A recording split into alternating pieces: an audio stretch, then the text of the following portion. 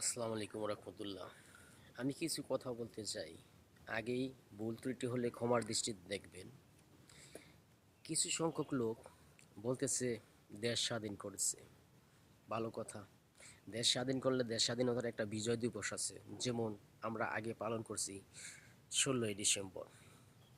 তো 16ই December change করে অনেক দিনটা ঠিক করেন, 1 নম্বর। আর দ্বিতীয় নম্বর হয়েছে সংবিধান বাংলাদেশ রচয়িতা ডক্টর কামাল। উনি যেভাবে সংবিধান লিখে গেছেন, এই সংবিধানই দেশ চলতেছে। এখন নতুন কিছু ছাগলের বাচ্চা আসছে, যেমন ওই ছাগলের বাচ্চার মতো দেখেন, তারা চিল্লাইয়া দেশের সংবিধান চেঞ্জ করবে। যেমন পদ্মা সেতু, পদ্মা সেতুর নাম ওই নদীর নামই রাখা হয়েছে পদ্মা সেতু, কারো নামে নয়, আর কারো বাবার নামে নয়। সেই পদ্মার বুকে বয়ে গেছে পদ্মা সেতু, তাই নাম রেখেছে পদ্মা সেতু। আর ওই দুই একদিন রাজনীতিতে জড়াইয়া খালি মাঠে চাকরি পায় না, বুকে গুলি নিয়ে তার নাম এখন করতে চায় শহীদ আবু সাহিদ সেতু। এটা সম্ভব বলেন? ওই ছাগলের বাচ্চার মতো চিল্লায়। গেল একটা। দ্বিতীয় কথা, আজকে আপনাদের হাতে দেশ দিয়েছে, ভাই আপনারা ভালোভাবে চালান, এতে আমরা খুশি।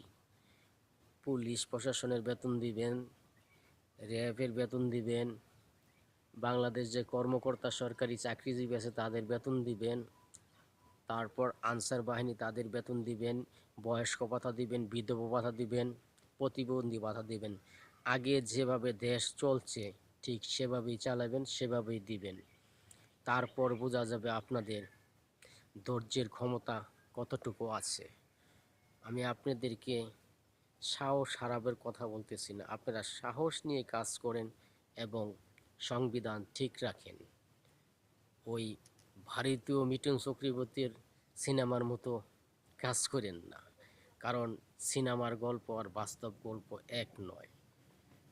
একটা জিনিস আজও বলি এবং কালও বলবো, এবং যতদিন বেঁচে থাকবো ততদিন বলবো, বঙ্গবন্ধু শেখ মুজিবুর রহমানের নাম মোছা সম্ভব না।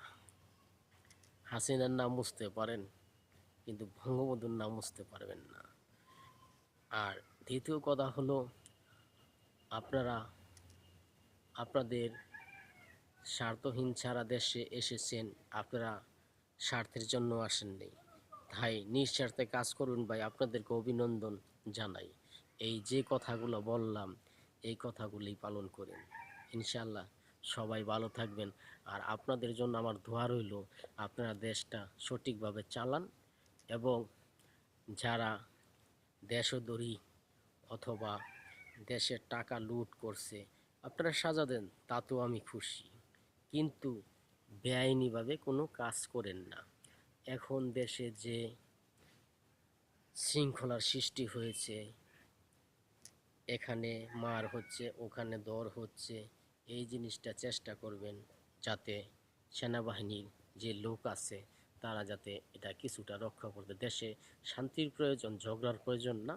আমি আশা করব সেনাবাহিনী ভাই যারা আছেন তারা এই ঝগড়া শৃঙ্খলাগুলা যাতে নির্মূল করা যায়।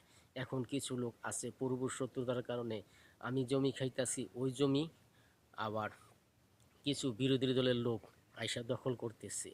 এটা যাতে না হয়, যে যেভাবে সে থাকুক, আর যদি বৈধতাভাবে ওই লোকের জমি হয় তাহলে সেনাবাহিনী যেন ওই লোককেই ফেরত দেয়। ইনশাল্লাহ ভাই সবাই ভালো থাকবেন। আজকে মরলে কালকে 2 দিন আমারও নাম কেউ মনে রাখবে না। ধন্যবাদ, ভালো থাকবেন সবাই।